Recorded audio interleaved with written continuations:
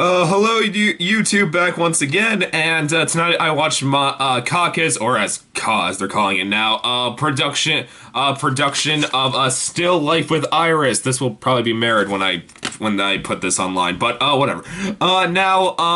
Before I talk about those, let me talk about what I think of Merlin's past shows. I feel they have quite the range for shows. They have been ranged from good to bad to generic to just plain weird. And I'd definitely say the high mark was She Kills Monsters. I thought that was a really good show. And the low point was Gift of the Magi, not because of the actors or the show itself. I just felt cheated out of like $15 for that. It was only like a 40-minute production. I was like, you charged me that much for it. I felt somewhat ripped off when I watched that, but whatever. I digress. But but because of that, it's always somewhat exciting to see one of Merlin's shows. You don't know what it's gonna be like, if it's gonna be good or not. You don't really get like a standard consistency of anything, of quality or anything like that. So it's always somewhat exciting. And yes, and tonight, like I said, it was Still Life with Iris. And this show, it is pretty damn weird. It's weird. It's freaking weird. Like, it really feels like the writer got stoned out of his mind after reading something like The Giver or something like that, and just wrote down whatever came to his head after that. Because let me try to describe the plot to you. It's this society, like, they cause the, like, things like the weather patterns and, like, the sun rising and setting and all that. And, they do that, and it's like an idealist society where, like, everyone is, like, kept happy by like by the rulers. What were they called again? The goods. And who like basically everyone's memories are attached to their coats, and if your coat gets removed, you'll forget everything about your past life. And it's about a character named Iris who, she's considered, if you're considered good enough, you live on the island with the rulers, and, she's considered the best woman, the best girl, so she gets her coat removed, her and her mother doesn't remember her, she does not remember her mother, and, she goes to the island with the two leaders, where, she, even though, like, she can't say anything bad's happened to her, because she has no memories of it, anything good or bad, she just can't help but feel things are generic, and then other things happen. What's Annabelle Lee and Mozart. Like I said, this was just a weird show, but that doesn't straight up mean that's a bad thing. Let's talk about this in depth. Okay, this show, on the spectrum, I thought this was an okay show. This was okay. This wasn't spectacularly good. It wasn't spectacularly awful. This was just kind of whatever show kind of me. Like, the thing with this show, it's so freaking weird. Like, I know that worked for some people. This just went too far with me, especially when Annabelle Lee and Mozart showed up. I was like, what the hell am I watching? Like, this does feel like you're watching a stoner's fantasy. So maybe if you either have a few drinks in your system or you're somewhat baked when you walk into this production, you'll enjoy it more than I did. Keep that in mind. This may make so much sense to you if you have that idea, but if not, this is freaking out there. Okay, let's just say, so the problem with the show is it's so goddamn weird. It's not that well written of a show. It's not that good. There's like, plot points are just weird. So many plot points are weird. There's a plot twist with one of the characters that is so flippin' obvious. First scene the character showed up, and my only guess was, oh, is that person that can relate to that person that way?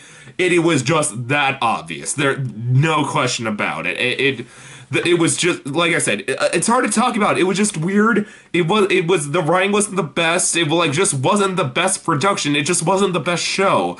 But I will say there are goods to this show. There are good things I can say about this production. Not about the show, but the production. Fine.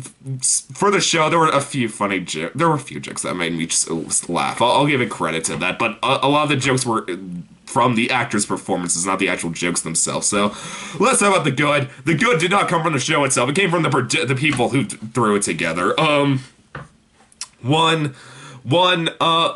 Okay, let's just, most of the actors, they just did a fine, perfectly decent, passable job. Nothing wrong with them. They were good.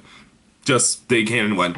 The people that were somewhat memorable was Trey was really funny when when he played a stoner. Haha, how ironic! And when he was a stoner and just him just touching Mozart's face, just going like, oh yeah, that made me laugh. Trey, good job. That was a great piece of comedy, physical comedy right there.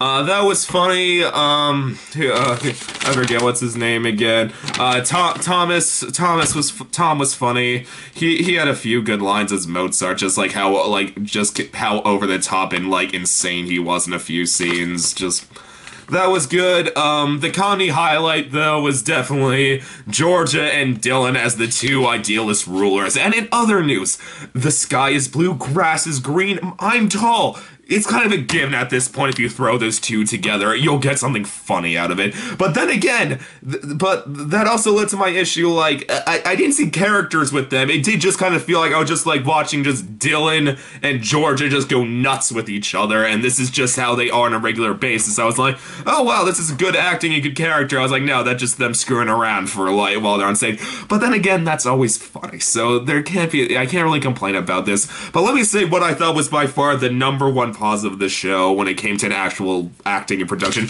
and that was Maddie as the lead. Maddie, you did a great job. She really did do a fantastic job as the lead. Like, if it was not somewhat for Georgia and Dylan, especially for Maddie, if they weren't in this show, I really wouldn't say the show was able to stay together. I would say this would have fallen apart and this was not a good show. They kept the show together because Maddie did an actual really good acting job. I was surprised that she was really good. She was good at getting emotion out. She was good at like being serious. She was good at trying to make things that were just so goddamn insane sound serious, because like anytime another actor tried to do it, didn't come off, because like most of them just make jokes about it and like, yeah, okay, you can have, it makes sense, it's a fucked up world. Like this though, she had to be serious, and the fact she actually managed to sound serious while saying such absurd things, I gave her a lot of credit for that. That was a great acting job. She got good emotion, good range of acting, got some good hard outs. She just did a great job from beginning to end the show. If it was not for her, I would say the show would not, just, I reiterate, would have fallen apart. This would have been a bad show because this was not a good script. This was a script written by a goddamn stoner, and I did not love. And I'll say this: the show itself, I would put slightly below fine, mediocre, generic, whatever you want to say.